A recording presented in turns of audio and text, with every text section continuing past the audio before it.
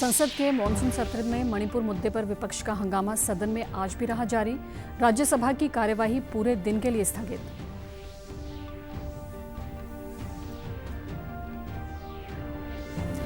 राज्यसभा में प्रेस और पत्र पत्रिका पंजीकरण विधेयक 2023 हुआ पारित।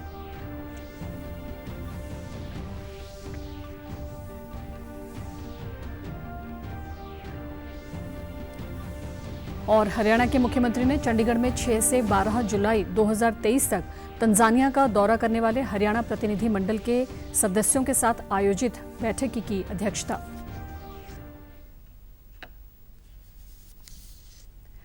नमस्कार, चंडीगढ़ से आपका स्वागत है। मैं हूं भानुप्रिया। अब समाचार विस्तार से। लोकसभा में मणिपुर मुद्दे पर विपक्ष के हंगामे को देखते हुए सदन की कार्यवाही पहले 12 बजे तक स्थगित कर दी गई थी। 12 बजे के बाद जब कार्यवाही दोबारा शुरू हुई तो हंगामे के बीच ही सरकारी कामकाज निपटाए गए और हंगामे के बीच ही रक्षा मंत्री राजनाथ सिंह ने आज लोकसभा में राष्ट्रीय अनुसंधान फाउंडेशन विधेयक 2023 पेश किया, जिसके बाद वह विधेयक सदन में पास हो गया। रक्षा मंत्री ने कहा कि अंतर सेवा संगठन कमांड नियंत्रण और अनुशासन विधेयक 2023 लोकसभा में विचार और पारित करने के लिए पेश करते हुए मुझे बहुत खुशी है। इस विधेयक से सेना को भविष्य के लिए सशक्त करने में काफी मदद मिलेगी। Services organisation command and control and discipline bill 2023 भी उसी कड़ी में एक यह बहुत ही इंपॉर्टेंट बिल है। सभापति महोदय, यह बिल 2 महत्वपूर्ण मकसदों को एक साथ पूरा करता है। यह हमारी आर्म्ड फोर्सेस के तीनों अंगों के बीच इंटीग्रेशन तथा ज्वाइंटनेस की दिशा में बढ़ाया गया एक बहुत ही महत्वपूर्ण कदम है, जिससे वे भविष्य की चुनौतियों का एकजुट और एकीकृत तरीके से मुकाबला कर सकें। हंगामे के बीच लोकसभा में भारतीय प्रबंधन संस्थान संशोधन विधेयक 2023 भी पारित हो गया। विधेयक पर बोलते हुए केंद्रीय शिक्षा मंत्री धर्मेंद्र प्रधान ने कहा कि इस बिल का मकसद संस्थान के कार्यों में हस्तक्षेप करने का नहीं, बल्कि और इसको मजबूत करने का है। ऑब्लिगेशन जैसे शिक्षकों की नियुक्ति में रिजर्वेशन देना, जैसे अकाउंटेबिलिटी भारत सरकार की जीएफआर के प्रति अकाउंटेबल रहना, भारत की सर्विस कंडक्ट रूल को पालन करना, ये सब नहीं हुए। इसके कारण आज आईआईटी की एकेडमिक ऑटोनॉमी के बारे में कोई प्रश्न उठाता है क्या? एनआईटी की एकेडमिक ऑटोनॉमी के बारे में कोई प्रश्न उठाता है क्या? सरकार की कोई मंशा नहीं है आने वाले दिनों में भी आईआईएम की एकेडमिक ऑटोनॉमी को कोई हस्तक्षेप करना। ये हम वचन देते हैं उस सदन में। राज्यसभा की कार्यवाही विपक्ष के भारी शोर शराबे और व्यवधान डालने की वजह से सोमवार सुबह 11 बजे तक के लिए स्थगित कर दी गई। राज्यसभा के सभापति जगदीप धनखड़ ने विपक्ष के शोर शराबे से पहले सदन को 12 बजे तक के लिए स्थगित किया, लेकिन बाद में विपक्षी सदस्यों के भारी हंगामे की वजह से पूरे दिन के लिए सदन को स्थगित कर दिया गया। केंद्रीय गृह मंत्री अमित शाह ने लोकसभा में कल दिल्ली नोटिफिकेशन के बदले लाया गया राष्ट्रीय राजधानी क्षेत्र दिल्ली सरकार संशोधन विधेयक 2023 के लिए चर्चा की शुरुआत की। उन्होंने कहा कि दिल्ली विधानसभा समेत संघ शासित प्रदेश है। अमित शाह ने कहा कि 239A के साथ स्पष्ट है कि दिल्ली सरकार और उसके संबंधित कानून बनाने के अधिकार केंद्र के पास हैं। लोकसभा ने राष्ट्रीय राजधानी क्षेत्र दिल्ली सरकार संशोधन विधेयक 2023 पारित कर दिया है। इस विधेयक में राष्ट्रीय राजधानी क्षेत्र दिल्ली सरकार अधिनियम 1991 में संशोधन का प्रस्ताव है। यह विधेयक केंद्र सरकार को राष्ट्रीय राजधानी क्षेत्र दिल्ली सरकार के अधिकारियों और कर्मचारियों के कार्यों, कार्यकाल और सेवा संबंधी अन्य शर्तों के लिए नियम बनाने का अधिकार देता है। प्रेस और पत्र पत्रिका पंजीकरण विधेयक 2023 कल राज्यसभा में पारित हो गया। यह बिल सूचना और प्रसारण मंत्री अनुराग सिंह ठाकुर की ओर से पेश किया गया था। प्रेस और पुस्तक पंजीकरण अधिनियम 1867 की जगह लेगा। उन्होंने कहा कि विधेयक का उद्देश्य समाचार पत्रों और पत्रिकाओं की पंजीकरण प्रक्रिया को सरल बनाना है। 8 चरण पे इसकी आपको स्टेप्स लेने पड़ते थे। समाचार पत्र या पत्रिका को रजिस्टर कराने के लिए अब 8 चरण नहीं होंगे, केवल एक स्टेप पर ही आपका रजिस्ट्रेशन हो जाएगा। हरियाणा के मुख्यमंत्री मनोहर लाल ने कल चंडीगढ़ में 6 से 12 जुलाई 2023 तक तंजानिया का दौरा करने वाले हरियाणा प्रतिनिधि मंडल के सदस्यों के साथ आयोजित बैठक की अध्यक्षता की। उन्होंने कहा कि राज्य सरकार ने हरियाणा को वैश्विक स्तर पर पहचान दिलाने और हरियाणा को निवेशकों के लिए पसंदीदा स्थल के रूप में विकसित करने के उद्देश्य से विदेश सहयोग विभाग का गठन किया है। उन्होंने कहा कि विदेश सहयोग के लिए अलग से विभाग स्थापित करने वाला हरियाणा देश का पहला राज्य है। मुख्यमंत्री ने कहा कि राज्य सरकार गुरुग्राम और नूंह जिलों की अरावली पर्वत श्रृंखला में एक सबसे बड़ा जंगल सफारी विकसित कर रही है। उन्होंने कहा कि 10,000 एकड़ क्षेत्र में फैली ये जंगल सफारी दुनिया की सबसे बड़ी परियोजना होगी। उन्होंने तंजानिया में अपने व्यापार के विस्तार के लिए निवेशकों को राज्य सरकार की ओर से हर संभव समर्थन का आश्वासन देते हुए कहा कि संबंधित विभाग उनके हित के क्षेत्रों में सुविधा प्रदान करेंगे। उन्होंने विदेश सहयोग विभाग को विभिन्न क्षेत्रों के निवेशकों का मार्गदर्शन करने के लिए तंजानिया निवेश केंद्र और तंजानिया व्यापार विकास प्राधिकरण के साथ नियमित बैठकें आयोजित करने के निर्देश दिए। उन्होंने छात्र विनिमय कार्यक्रम और संकाय विनिमय कार्यक्रम शुरू करने के लिए संभावनाएं तलाशने और स्थानीय लोगों के कौशल को बढ़ाने और उनकी रोजगार क्षमता में सुधार की दिशा में भी काम करने को कहा।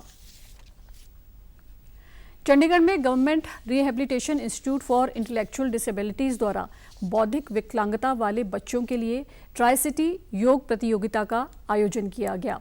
इस प्रतियोगिता के दूसरे दिन 6 विशेष स्कूलों संस्थानों ने फ्यूजन समूह प्रदर्शन में भाग लिया। प्रतियोगिता का आयोजन GRIID के चल रहे रजत जयंती समारोह के मद्देनजर किया गया था। हरियाणा के योग आयोग के चेयरमैन डॉक्टर जयदीप आर्य और प्रिंसिपल डॉक्टर सपना नंदा मुख्य अतिथि के तौर पर शामिल हुए। उन्होंने कहा कि ये संस्था विशेष बच्चों के लिए बहुत अच्छा काम कर रही है।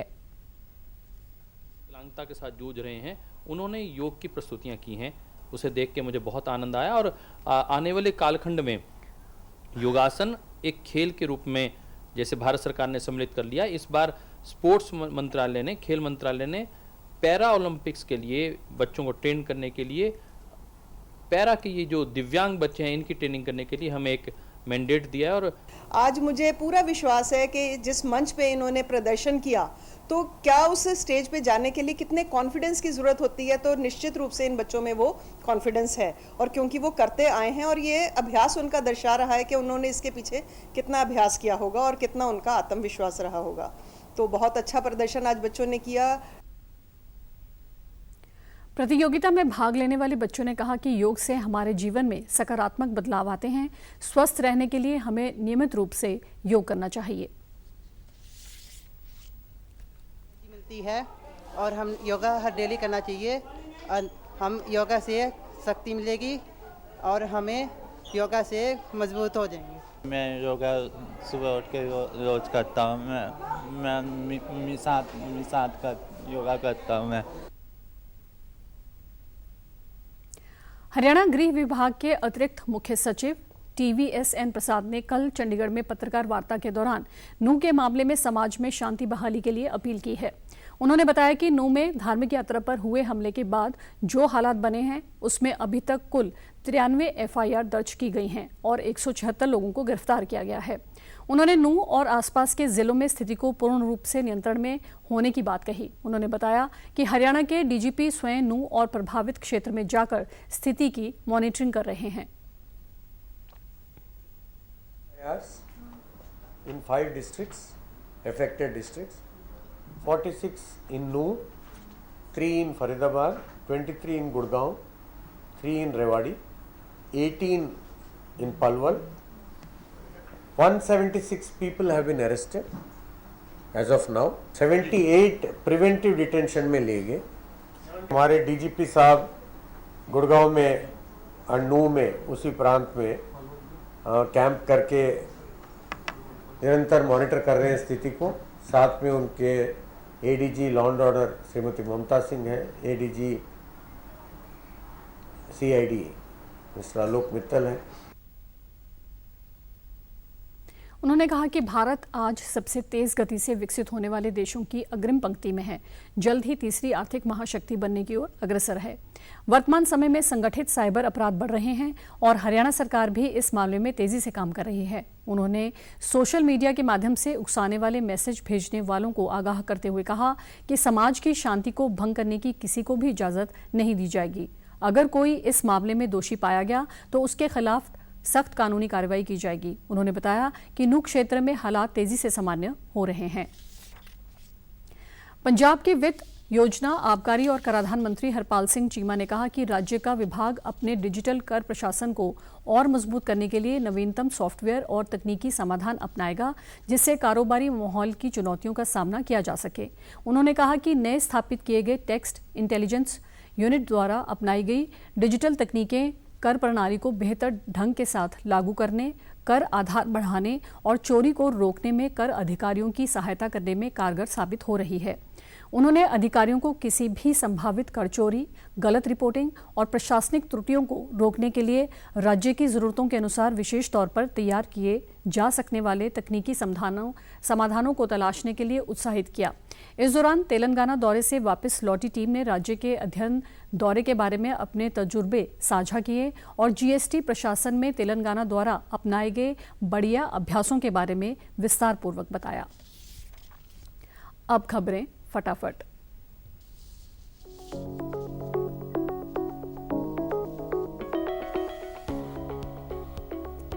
ब्रिक्स समिट में हिस्सा लेने के लिए दक्षिण अफ्रीका जाएंगे प्रधानमंत्री। दक्षिण अफ्रीका के राष्ट्रपति ने किया मोदी को आमंत्रित। राष्ट्रपति भवन का अमृत उद्यान 16 अगस्त से 1 महीने के लिए जनता के लिए खुलेगा। पर्यटक सुबह 10 बजे से सायं 5 बजे तक बगीचों का कर सकते हैं दौरा। हरियाणा के मुख्य सचिव ने कहा कि स्वच्छ भारत मिशन प्लस ग्रामीण अभियान की मासिक आधार पर रैंकिंग की जाएगी और जिलों को किया जाएगा पुरस्कृत। चंडीगढ़ में आज सुबह हुई तेज बारिश। मध्य प्रदेश के 11 जिलों में आज भारी बारिश का अलर्ट। महाराष्ट्र के विदर्भ और छत्तीसगढ़ में भी मूसलाधार बारिश की चेतावनी। और आप हमारे समाचार YouTube channel DD news Chandigarh, Facebook DD news Chandigarh और Twitter handle DD news CHD पर भी देख सकते हैं। इसी के साथ चंडीगढ़ से समाचारों का सिलसिला समाप्त होता है।